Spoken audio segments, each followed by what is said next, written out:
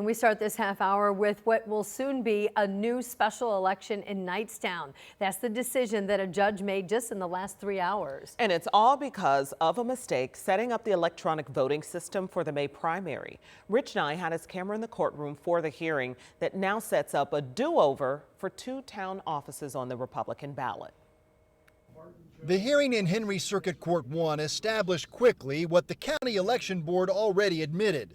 A mistake while programming the electronic ballots allowed people who did not live in Knightstown to vote for town offices in the Republican primary. That mistake, based upon the computer voting that we now have, it is going to make it impossible to determine which candidate received the highest number of eligible voters. And the court is going to order that a special election will be conducted. Bart Whitesett lost the Republican primary for Knightstown clerk treasurer by just 2 votes. Desiree Payton finished third by more than 100 votes in the Republican town council at large race. The top 2 advanced to the November ballot. Payton and Whitesett filed the lawsuit asking for the special election.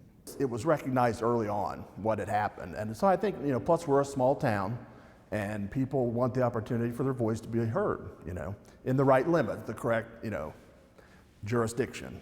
Now all the candidates, most of whom attended the hearing, have to restart their campaigns. I look at it as a blessing. It means I can work a little bit harder to secure my seat. I also look at it as a win for the community that feels like there was an injustice by letting people outside of city limits be able to cast a vote.